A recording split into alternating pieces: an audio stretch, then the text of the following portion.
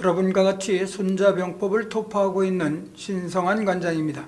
17부 후태도 전략 2다에 이어 18부 맡겼으면 믿어라에 대해 강론합니다. 손자병법 총 13편 중 세 번째 편인 모공편에 대해서 강론하고 있습니다. 군대에서 중요한 요소 중 하나를 들라면 무엇을 들겠습니까? 그것은 부대를 통솔할 장군입니다.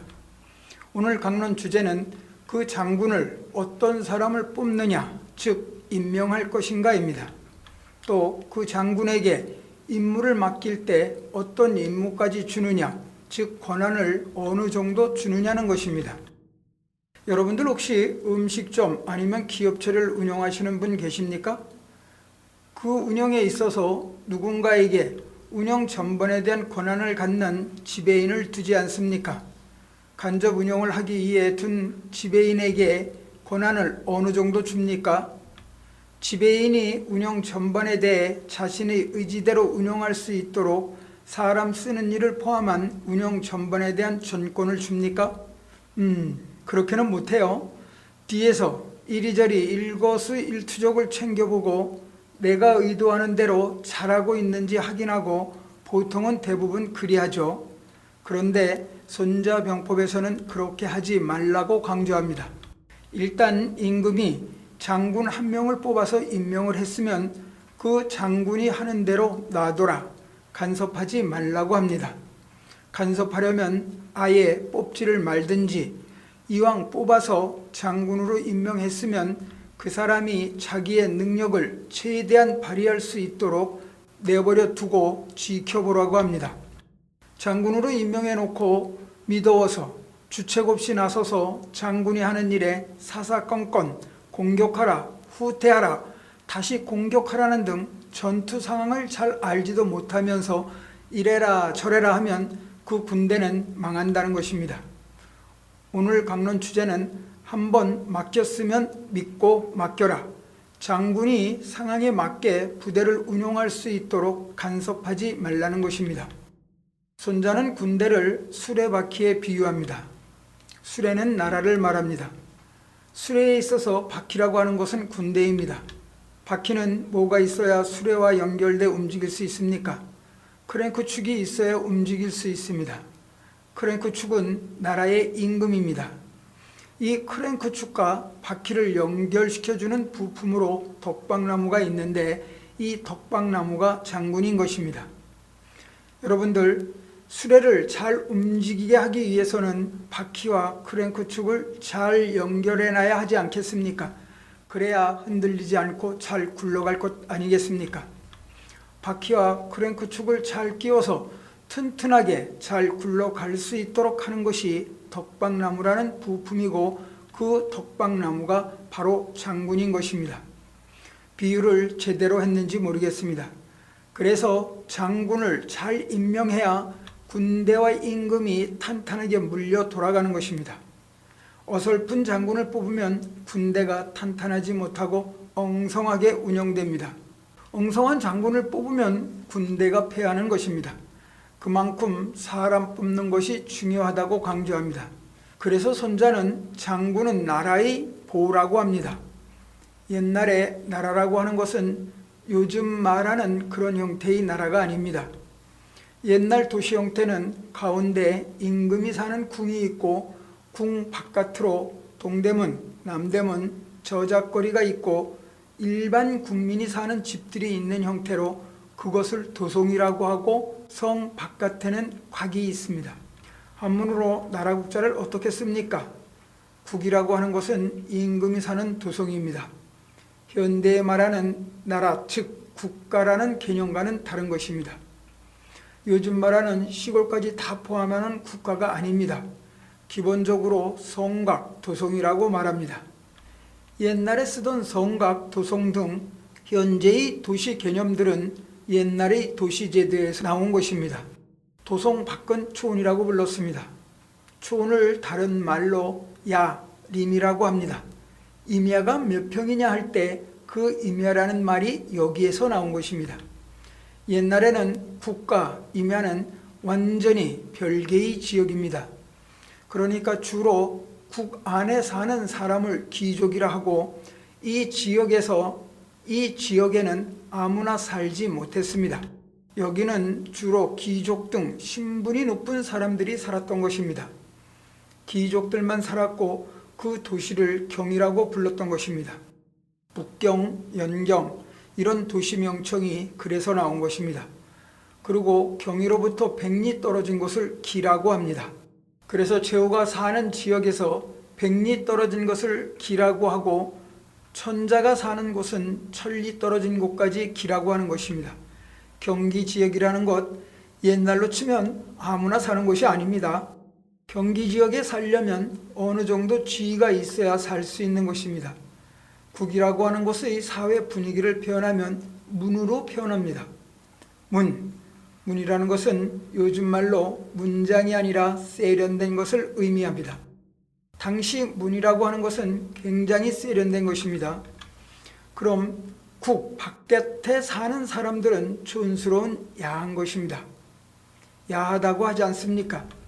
뭔가 다듬어지지 않고 있는 그대로 거칠고 척박한 것을 야하다고 하지 않습니까? 들판에 사는 사람은 야하다고 하고 다른 말로는 바탕 질자를 써서 질박하다고 합니다. 그러니까 도시 안에 사는 사람들은 세련됐다고 하고 도시 바깥에 사는 사람들은 질박하다고 하는 것입니다. 바깥에 사는 사람, 즉 임야에 사는 사람, 즉 임야 지역에 사는 사람들은 사는 모습이 질박한 촌사람이고 도시에 사는 사람들은 세련된 사람이라고 평가를 하는데 여러분들은 도시풍의 세련됨이 좋습니까? 아님 농촌풍의 질박함이 좋습니까? 난 백화점 곁을 떠나선 살 수가 없어요. 시골 전원주택으로 내려가 전원생활을 하려는데 문제는 백화점이 없어서 못 가겠다고 하는 사람들을 종종 봅니다. 도시적 세련됨도 의미가 있습니다. 세련됐다는 것은 공손하고 도시의 화려한 분위기를 말하는 것입니다. 농촌은 농촌대로 질박한 맛이 있지 않습니까? 때묻지 않은 질박함, 이기적임이 아닌 공동체적이며 상대에 대한 배려 등 사람 간의 정이 물씬 배어있는 삶, 어떤 것이 더 중요한가는 여러분들 각자 몫이 아닌가 합니다. 도시적 세련됨이냐 아니면 농촌의 질박함이냐는 몸은 도시인데 마음은 농촌입니까? 많은 사람들이 마음은 저 푸른 초원에 가 있고 몸은 백화점 옆에 가 있다고 합니다. 우리는 이 질박함과 세련됨 속에서 항상 갈등하면서 살아가고 있는 것입니다. 평소 낮에는 우아하고 세련되게 살다가 저녁에 술 한잔하고 노래방 가서 노래를 부를 때는 어머니 하면서 질박함에 젖어서 노래를 부르는 거 보면 낮이면 밭에 나가 길쌈을 메고 질박함이 묻어나는 노래를 부르던 사람들이 술 깬 다음 날 밭에 나가 길쌈을 매라면 나 그거 못한다고 하는 이중적 잣대를 갖고 살죠. 논어에 문질빈빈이란 말이 있습니다. 해석을 하면 바탕이 꾸밈을 이기면 거칠고 꾸밈이 바탕을 이기면 번지레하니 바탕과 꾸밈이 잘 어우러진 뒤에야 군자가 될 수 있다란 말로 도시적 세련됨과 농촌의 풋풋함, 즉 문과 질이 빈빈하라고 합니다. 도시적 세련됨과 농촌의 질박함이 잘 어우러진 인간형, 그것이 군자라는 것입니다. 군자라고 하는 사람은 풋풋하고 소박한 사람이 군자가 아닙니다. 그렇다고 세련되고 배움이 많은 사람이 군자가 아닌 것입니다. 군자라는 것은 어떤 사람입니까? 필자는 군자라 함은 몸과 질이 다 어우러진 사람, 질박할 땐 막걸리 한 잔 척 들이키고 세련될 때는 양복 쫙 빼입고 외국 사람하고 영어하면서 서로 소통할 수 있는 사람이 이 시대의 군자라고 생각합니다. 다시 본론으로 들어와서 결국 장군이라고 하는 것은 나라의 최고 지도자가 장군을 임명함으로써 그 장군과 임금이 하나가 되어야 하는데 장군은 나라를 지키는 대들보로서 수레로 치면 덕방나무라는 것입니다. 나라라고 하는 것이 잘 움직일 수 있기 위해서는 바퀴와 크랭크축을 이어주는 덕방나무의 구실이 중요한데 이 덕방나무가 바로 장군인 것입니다. 손자가 이렇게 장군에 대해 강조하는 것은 장군은 군대 조직의 꽃입니다. 조직은 다양한 요소로 구성됩니다. 인적 요소로 병사, 장군, 간부들도 있고 무용적 요소로 사기, 분노, 군수물자로 무기, 식량 등 군대라는 조직은 사람만으로 구성되는 것이 아니라 거론된 다양한 구성 요소로 구성되는 것입니다. 조직이라는 말은 많은 것을 어우르는 특별한 말입니다. 회사 조직이라고 하는 것을 사람으로만 구성되는 것으로만 봐서는 안 되는 것입니다. 특별한 것이 있는 것입니다. 그 특별한 것이 바로 장군이라고 하는 것입니다. 왜 손자가 이렇게 장군을 강조하는가 하면 자신이 장군이었거든요. 손자가 지도자가 아니었단 말입니다. 결국은 오나라 왕 함녀에게 자신을 장군시켜 달라고 하는 것입니다. 그러면서 장군이라는 것이 중요하다고 강조하는 것입니다. 장군의 중요성을 계속 강조하면서 자신을 장군에 임명하면 당신 나라가 탄탄하게 유지될 수 있도록 하는 덕방나무가 될 수 있다고 하는 것입니다. 나를 장군에 임명하지 않으면 당신 나라는 망가진다. 그러니 장군을 시켜달라고 하고 있는 것입니다. 그러면서 장군의 중요성에 대해 거듭 강조합니다. 손자가 장군의 중요성을 강조하는데 그 이유는 나라의 지도자가 장군을 뽑아서 임무를 맡기는데 어디까지 맡길 것인가, 결국은 누구랑 같이 할 것인가에 대한 고민인 것입니다. 여러분들 살면서 누구랑 같이 살 것인가에 대해 고민들 해보셨을 것입니다. 저녁 때 같이 사는 사람 말고요. 친구를 만나더라도 선후배, 동네 사람들 사귈 때 누구랑 같이 인생을 같이 한다는 것 굉장히 중요한 문제입니다. 회사를 경영하는데 누구를 경영자로 임명할 것인가, 어떤 사람을 배우자로 선택할 것인가는 굉장히 중요한 문제입니다. 장군에 대해서 이렇게 강조한 손자의 이면에는 누구랑 같이 할 것인가가 제일 중요한 것입니다. 여러분들은 어떤 사람과 일을 도모하거나 부부로 같이 할 것입니까? 누구랑 같이 인생을 사실 겁니까? 좋은 사람하고요? 인격이 있는 사람하고요? 맞습니다. 고전에 이런 말이 있습니다. 길이 멀어야 같이 하는 말의 힘을 알 수 있다고.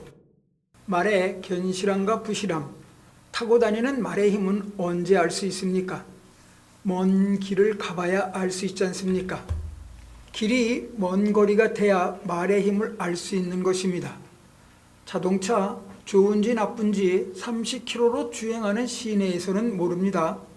100km, 200km로 달리는 고속도로를 주행해 봐야 실한 차인지 부실한 차인지 알 수 있지 않습니까?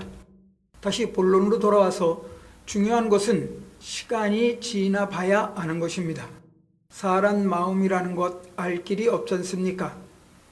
가는 길이 멀어야 길을 가는 말의 힘을 알 수 있듯이 사람도 알려면 시간이 지나봐야 사람의 됨됨이를 알 수 있습니다. 사람 마음은 쉽게 알 수 있는 것이 아니라고, 그래서 누구랑 같이 할 것인가란 상황에 있어서 이런 문제를 자문해 봅니다. 동행이란 말 아시죠? 누구와 같이 길을 갈 것인가? 같이 간다는 것은 안개와 이슬 사이를 가는 것 같습니다. 좋은 사람하고 같이 가는 것은 안개와 이슬 사이를 가는 것 같은 것입니다. 안개 자욱한 새벽 풀숲길을 가보셨을 것입니다. 안개와 이슬 사이 숲길을 가는 데 있어서 당장은 젖지 않지만 걷고 나면 어떻게 됩니까? 길을 지나가고 나면 축축히 젖어 있지 않습니까? 좋은 사람하고 인생을 살면 촉촉하게 옷에 그 사람의 향기가 젖어 있습니다. 그런 동행을 해보셨습니까? 그 동행의 대상이 누구든 간에 한번 젖어 보세요. 필자는 여러분들에게 나름의 생각을 펼치고 누군지 모르지만 필자의 강론을 듣고 계시는 여러분들과 같이 병법을 공부하고 있는 향기에 젖어 있지 않습니까? 당장은 모릅니다. 시간이 지나봐야 합니다. 무식한 사람과 동행하면요, 무식함이 몸에 배게 됩니다. 무식이라는 것이 뭡니까? 무식한 사람이란 어떤 사람입니까? 무식한 것은 알미 없는 사람입니까? 알미 없는 사람은 무식한 사람입니까? 알미란 무엇입니까? 지식이란 어떤 대상에 대하여 배우거나 실천을 통해 알게 된 명확한 인식이나 이해를 말합니다. 그럼 무식한 사람이라 함은 알미 없는 사람일까요? 아닙니다. 무식한 사람이라 함은 알미 없는 사람이 아니라 상식이 없는 사람을 말하는 것이라 필자는 생각합니다. 상식이란 사람들이 보통으로 알고 있거나 알아야 하는 지식으로 일반적 견문과 함께 이해력, 판단력, 사리, 분별 따위가 어우러져 행해지는 행위를 말하는 것입니다. 배움이 없다고 무식하다고 하는 것은 사리에 맞지 않습니다. 배우지 못했다고 무식한 것이 아닙니다. 배우지 못했어도 배운 사람보다 훨씬 난 사람이 많습니다. 사회는 물론이고 특히 태권도계는 더욱 그렇습니다. 태권도 수련의 최고 상징인 구단 무력을 갖고 있는 사람들 중 최고 단위 추구하는 수련의 최고 가치인 옳고 그름을 행하지 않는 구단들이 비일비재하지 않습니까? 배움이 아무리 많아도 상식을 벗어난 행동을 하는 사람이 무식한 사람입니다. 태권도 구단이라고 해도 태권도가 추구하는 옳고 그름을 팽개치고 태권도 정신을 망각한 채 개인 영다리에 부안해동하며 태권도계에 기웃거리는 구단들은 태권도 수련 최고 무력인 구단이라 할 수 없습니다. 우리가 살고 있는 사회는 무식한 사람들이 너무 많습니다. 그 무식한 사람하고 길을 같이 가면 마치 어디에 있는 것 같습니까? 측간 가운데 앉아 있는 것 같습니다. 측간 아시죠? 측간에 앉아 있으면 똥물이 튑니까? 안 튑니까? 튀지 않죠. 그런데 측간에서 나와 길을 가면요, 냄새가 배어 있지 않습니까? 당장은 자기 몸에 뭐가 튀지 않았지만 나와서 보면 옷에 뭔 거시기한 냄새가 배어 있지 않습니까? 거시기한 냄새에 대해서는 거론하지 않겠습니다. 그러니까 인생을 사는 데 있어서 누구와 같이 하느냐 하는 문제나 손자가 고민했던 문제나 다 어떤 사람을 장군으로 뽑을 것이냐 하는 것입니다. 또한 장군을 뽑았으면 그 사람한테 임무를 다 맡길 것이냐 아니면 사사건건 간섭할 것인가 하는 것으로 손자한테는 굉장히 중요한 문제였던 것입니다. 장군이라고 하는 것은 세련된 도시 안의 지도자와 그 지역에 사는 사람들, 즉 수레와 크랭크 축을 이어주는 덕방나무와 같이 중요하다고 합니다. 때문에 당연히 어떤 장군을 뽑을 것인가는 굉장히 중요한 문제라고 주장하고 있습니다. 그러면서 손자는 장군을 고르는 8가지 원칙, 팔징지법에 대해서 언급합니다. 팔징지법은 강태공이 쓴 병법 속 육도라고 하는 책에 나오는 장군을 뽑는 방법입니다. 팔징지법은 요즘 말로 하면 지도자를 뽑을 때 살펴봐야 하는 항목이라 할 수 있습니다. 그 8가지에 대해 토파해 보겠습니다. 첫째, 전문 분야에 대해서 질문을 하라고 합니다. 장군직을 맡기려는 사람에게 군대 어떤 일에 대해서 예를 들자면 군수, 작전 등 전문적인 질문을 해서 얼마나 그에 대해서 상세하게 알고 있는지 그 알고 있는 전문 능력을 보라고 합니다. 대단히 중요한 사항입니다. 어느 집단의 지도자에 있어서 제일 중요한 것이 뭡니까? 그 사람이 그 집단과 관련하여 갖고 있는 전문 지식 아닙니까? 전문 지식이 있는지 보란 것입니다. 그런데 정부, 회사, 조직, 특히 태권도계 조직에서는 전문적인 지식이 아니라 측근에 의한 지연, 학연, 계열 간의 얼매인 측근 위주로 평가를 하므로 태권도 정신이 결여된 무식한 모사가 충만한 모사꾼들을 대거 기용한다는 것입니다. 두 번째는 무엇을 보냐면 위기관리 능력을 보라고 합니다. 위기관리, 아주 곤란한 위기 상황을 말하고 그 상황에 대해서 어떻게 대처하는가를 보란 것입니다. 궁한 질문을 해놓고 어떻게 위기를 관리하는지 위기 관리 능력을 보라고 합니다. 세 번째는 간첩을 보내서 뽑으려고 하는 사람이 나에게 갖고 있는 충성심을 보라고 합니다. 충성심, 이곳 중요한 요소입니다. 내가 뽑으려고 하는 사람이 나에 대한 충심이 없다면 이야말로 믿고 맡길 수 없는 것 아니겠습니까? 네 번째는 인에 대한 것으로 당신이 사랑하는 부인이 만약에 적과 내통하는 간첩이라면 어떻게 하겠냐고 질문을 하는 것입니다. 옥이라고 하는 장군이 있었습니다. 이름이 좀 그렇습니다. 옥이, 유명한 장군입니다. 손자와 옥이를 합쳐서 손오병법이라고 하는 책이 있을 정도로 당시 유명한 장군입니다. 옥이는 제나라 출신이었는데 노나라 장군으로 등용돼 노나라에 갔습니다. 노나라의 장군으로 갔는데 노나라 옆에 있는 제나라가 노나라를 공격했습니다. 옥이는 출세 지향적 장군입니다. 제나라가 쳐들어오니 노나라에서 옥이 장군을 내세워 막으려고 하는데 옥이 장군의 부인이 제나라 사람이었습니다. 그래서 조정 논의에서 혹시라도 자기 부인이 나라니까 머뭇거리지 않겠냐는 논의가 있어 옥이를 장군으로 임명하는 것을 반대합니다. 그러자 옥이는 자기 부인의 목을 쳐갖고 와서 나 제나라와 아무 상관이 없으니 장군으로 임명해 달라고 하는 일화가 있습니다. 옥이 장군이라는 사람 지독한 사람입니다. 아무리 장군을 하고 싶어도 그러면 안 되죠. 출세를 하기 위해서 사람으로서 인도 가감하게 버린 출세 지향의 대표적인 인물입니다. 아무리 출세가 좋아도 사람으로서 갖춰야 하는 인을 저버린다는 것은 장군으로서 자질이 안 되는 것입니다. 태권도계도 자신의 영달을 위해 태권도가 추구하는 옳고 그름의 태권도 정신을 망각하고 압으로 일관하며 제도권에 빌부터 줏대 없는 생활을 하는 구단들이 많습니다. 손자가 주장하는 장군으로서 갖춰야 할 능력 중에 네 번째로 주장하는 것은 어느 정도 인격을 갖췄는가를 따져보란 것입니다. 다섯 번째로 청렴에 대해서 따져보라고 합니다.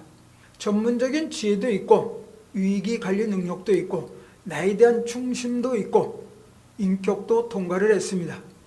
그 다음 다섯 번째로 청렴성을 보기 위해 돈에 대한 것을 살펴보라고 합니다. 돈을 좀 줘서 돈에 대한 관리를 어떻게 하는지, 돈에 대해서 자유로운지를 따져보라고 합니다. 그 다음 여섯 번째는 그 사람의 정조를 살펴보라고 합니다. 즉 여성과의 관계를 살피고 일곱 번째는 용기를 살펴보라고 합니다. 그리고 마지막 여덟 번째로 술에 취한 상황에서 하는 행동을 살펴보라고 합니다. 술을 왕창 먹여서 그 사람이 술에 견뎌낼 수 있는 사람인가를 따져보라고 합니다. 이 8가지 장군으로서 갖춰야 할 자질을 육도라고 하는 병법서에서 유능한 장군을 뽑을 때 필히 살펴봐야 된다고 하는 것입니다. 그럴듯합니까? 여러분들 사업을 하거나 조직을 운영할 때 사람들을 뽑을 때 꼭 인용해 보시기 바랍니다. 사람을 쓴다는 것, 사회든 기업이든 조직이든 아주 중요합니다.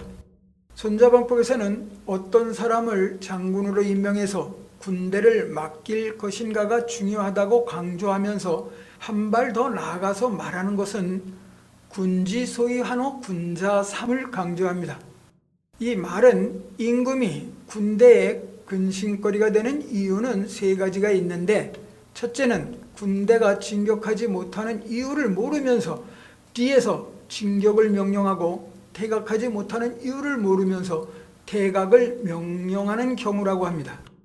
이런 상황을 군대의 코를 꿰었다고 하고 군대 사정을 모르면서 인사에 개입하거나 명령 개통을 어지럽힘으로 군사들이 헷갈려 적이 쳐들어오기에 딱 좋은 상황으로 군대를 공정하게 처하게 해 임금이 적에게 승리를 헌납하게 만든다는 것입니다. 임금이 상황을 전혀 모르면서 뒤에서 공격하라, 후퇴하라고 소리 지르는 임금은 결국은 군대를 고삐에 묶인 군대로 만들어 패하게 만드는 것입니다. 군대를 보냈으면 장군에게 맡겨야 한다고 하는 것입니다. 상황도 모르면서 뒤에서 탁상공론에 후퇴해 공격해 하는 것은 군대에 고삐를 끼우는 일이란 것입니다. 일단 맡겼으면 어떻게 하라고요? 믿고 맡기라고 합니다. 역사 드라마를 보면 장군을 보내놓고 뒤에서 이간질을 하는 것 보지 않습니까? 지금 공격해야 됩니다. 갈아쳐야 합니다. 상황을 전혀 모르면서 탁상공론하는 간실들 많지 않습니까? 그런 상황은 절대로 이기는 군대가 못 된다고 손자는 강조합니다. 그 다음 두 번째로 예로 드는 것이 임금이 군대 일에 대해 잘 모르면서 군대의 인사, 행정 등 현장 소리를 듣지 않고 탁상공론하면서 간섭하려고 하는 임금이 있는 군대는 망할 군대라고 합니다. 세 번째 상황도 모르면서 군대 작전에 참견하는 임금이 있는 군대 역시 망할 군대라고 합니다. 이 세 가지 경우를 손자는 강조합니다. 현장 상황도 모르면서 공격해라, 후퇴하라, 뒤에서 소리 지르는 임금, 상황도 모르면서 이렇게 하라, 저렇게 해라 하는 임금, 군대 행정에 간섭하는 임금, 군대 작전에 뒤에서 왈가왈부하는 임금, 이런 임금은 군대의 골칫거리라고 합니다. 군대만의 이야기가 아닙니다. 기업체나 각종 조직에서 현장의 소리를 전혀 듣지 못하고 뒤에서 폼 잡는 고위 임원들이 현장 소리는 무시하고 간섭하는 경우가 많지 않습니까? 특히 재난사고를 수습하는 경우에는. 그런데 한편으로 이해는 됩니다. 왜 임금이 그토록 간섭할까요? 망하면 안 되니까 간섭하는 것입니다. 그 마음 필자는 이해가 됩니다. 보낸 군대가 나가서 치면 모든 것을 다 잃는 거지 않습니까? 그러니 이러라 저래라 간섭하는 것은 당연한 것입니다. 여러분들 주식 투자할 때 자금을 맡긴 입장에서 간섭하지 않으세요? 팔아라, 사라고 하는 것. 왜? 잃을까봐 걱정돼 그러는 마음으로 이해하지만 그러기 전에 제대로 할 사람한테 맡기란 말입니다. 믿고 맡기는 것입니다. 믿음으로. 결국은 현장의 상황을 모르고서 뒤에서 왈가왈부하지 말라는 것을 손자는 계속 강조합니다. 그러면서 낭군 인승이라 결론합니다. 앞에서 거론한 임금이 장군을 믿지 못하고 전쟁터의 상황을 전혀 알지 못하면서 이래라 저래라 관여함으로 결국은 군대를 혼란에 빠뜨리고 그 결과는 적을 끌어들여 나라를 망하게 하는 역적이라고 말합니다. 임금이 간섭하면 할수록 우리를 혼란하게 만들고 상대방이 우리를 이기게 만드는 역적질이란 말입니다. 맡겼으면 믿어보라고 하는 것이 손자의 장군론입니다. 선발한 장군에게 전권을 주고 믿고 지켜보는 군주의 자세가 중요하다는 손자의 주장을 보면서 필자는 이런 생각을 합니다. 무의라는 말 들어보셨을 것입니다. 무의가 뭡니까? 하지 말라는 것입니다. 노자 철학의 핵심이 무의 철학입니다. 무의라고 하는 것은 그냥 자연 그대로 놔두라는 것입니다. 무의면 무불이라 노자에 나오는 구절입니다. 하지 않으면 되지 아니함이 없다. 부정의 부정은 긍정이지 않습니까? 뭡니까? 된다는 것입니다. 지도자가 간섭 안 하면 모든 것이 잘 된다. 간섭하니까 될 일도 안 된다. 노자의 무의 철학을 말할 때 다양한 해석들을 합니다. 노자가 말한 무의는 산속에 들어가고 속세를 떠나서 펼치는 탈속의 지혜다고 합니다. 그러니까 현실을 떠나서 산속에 가서 세상과 등지고 자연에 묻혀 사는 것을 무의라고 노자의 무의 철학을 대부분 그렇게들 해석합니다. 무의 자연, 아무것도 안 하고 자연 속에 묻혀서 조용한 삶을 사는 것이 무의 자연이라고 하는데 필자는 달리 해석합니다. 무의 자연이라 하면 여러 고전에서 말했듯이 무의하라고 하는 것으로 해석을 해야 합니다. 즉 무의하는 주체가 누구냐 하면 바로 지도자인 것입니다. 당시 지도자들한테 하는 말인 것입니다. 당신 좀 가만히 있어. 당신이 가만히 있어야 세상이 잘 돌아간다는 것입니다. 즉, 이 말을 하고 싶은 것입니다. 무의가 있으면 유의도 있습니다.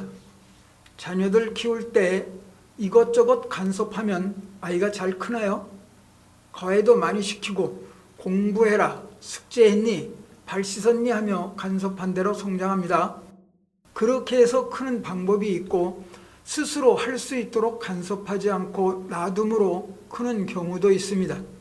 두 상황에서 말하고자 하는 핵심은 아무것도 하지 않는 것은 굉장히 소극적인 것이고 앞에 무의를 붙이면 하란 말이 되는 것입니다.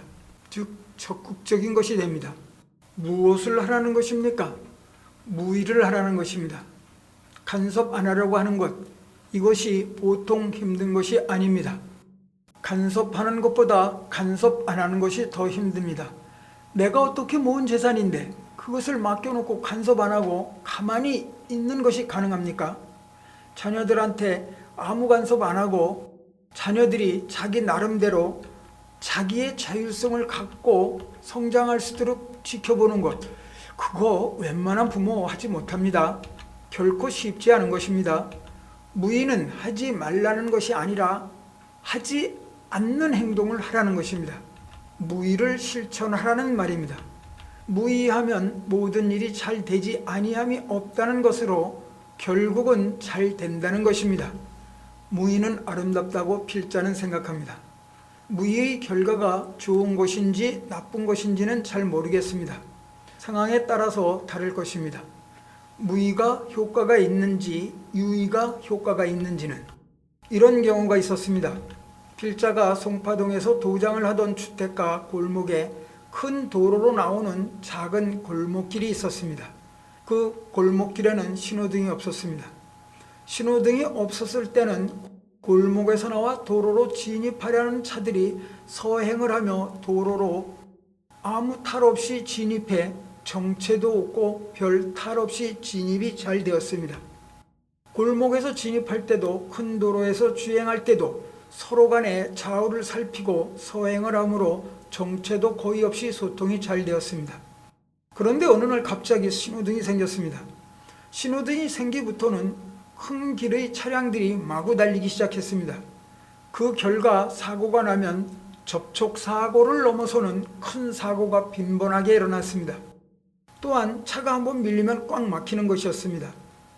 신호등이 생긴 유의 때와 없었을 무의 때와 비교해보면 안 했을 때가 더 나은지 아닌지 잘 모르겠습니다. 중국, 베트남은 복잡한 사거리에 마차도 지나가고 자전거, 사람, 승용차, 버스, 화물차 등 그야말로 어지럽게 뒤엉켜 지나다닙니다. 그런데도 뒤엉키지 않고 서로 이리저리 지나가는 것을 보면 참 희한합니다. 혼란 속에 뭔가 나름의 질서를 느낍니다. 반면 일본, 싱가포르 등은 오히려 답답함을 느낍니다. 유의의 대표적인 나라입니다.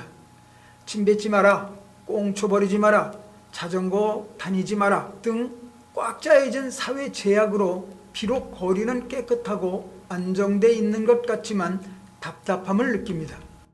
답답한 뭐 그런 것 못 느끼시나요? 차라리 벗어나고 싶은 생각, 이렇게 해라, 교통차선 지켜라, 벌금 내라, 이렇게 해서 질서가 잘 유지되는 것도 좋지만 좀 내버려 두고 스스로 이렇게 해보니까 이것보다는 이것이 안 좋거든요. 그래서 이러면 안 되겠다. 자녀들도 마찬가지입니다. 스스로 이러면 안 되겠다 하고 다시 궤도 수정을 해서 자율적으로 커가는 아름다움, 즉 유의로 나타난 효과와 무의로 나타난 효과만 비교한다면 무의, 즉 간섭하지 않고 스스로에게 자율성을 주고 스스로 길을 수정해 찾아 나갈 수 있는 무의의 아름다움이 더 아름다울 수 있다고 필자는 생각합니다. 힘듭니다. 유의에 대해서 드디어 설명을 했습니다. 필자가 말하고자 하는 무의를 설명한다는 것이 정말 힘이 드네요. 가끔은 그러한 간섭하지 않는 무의가 필요한 것입니다. 사람과의 관계에서 진짜 사랑하면 간섭하지 않아야 합니다. 사랑하는 사람이면 너 몇 시에 어디 갔다 왔어? 뭐 했어? 이러는 과도한 간섭보다는 자유롭게 간섭 안 하는 것이 더 다가오게 하는 힘일 수 있는 것입니다. 필자의 개똥철학입니다. 사회가 발전하기 위해 뭐 하지 말라고 하는 것, 필자는 쓰레기 버리는 것 때문에 매번 헤맵니다. 음식물 쓰레기, 일반 쓰레기, 비닐류, 페트병, 폐가구, 폐가전 등 요일별, 때와 장소별로 다르기 때문에 헤맬 때가 한두 번이 아닙니다. 그런 것이 결국은 사회를 아름답게 하기 위한 것으로 그렇게 해서 깨끗하고 아름다워질 수 있겠지만 무의의 아름다움은 그런 인위적인 것이 아닌 혼란스러운 것 같지만 그 속에서 나름의 질서를 찾아가는 그런 국민적 사회와 합의에 의한 아름다움일 수 있다는 생각을 합니다. 손자봉법에서 장군이라는 것은 나라의 가장 중요한 위치에 있는 사람이다. 그래서 한번 뽑았으면 무의로서 간섭하지 말고 맡겨라. 장군은 자율성을 갖고 군대를 현장 상황에 맞게 운용하는 사람이기 때문에 현장 상황을 인식하고 지피지기해 적과 유기적 대처를 할 수 있도록 간섭하지 말고 놔두라고 하는 것입니다. 놔두라고 강조합니다. 상황은 끊임없이 변합니다. 전쟁에 나가기 위해 기획한 기관은 A 하면 B지만 현장에서는 A가 B가 될 수도 있고 B가 C가 될 수도 있는 것입니다. 이해되시죠? 현장 상황에 맞는 질서를 파악하는 장군의 능력을 믿고 자율적으로 군대를 지휘할 수 있도록 했을 때 그 군대는 튼튼하고 강한 군대가 될 수 있다는 것이 손자의 주장입니다. 무의 효과는 잘 모르겠지만 아름다울 수 있습니다. 손자병법 모공편 맡겼으면 믿어라에 대한 강의를 마칩니다. 다음 19부에서는 승리는 예측할 수 있다에 대해 강론합니다.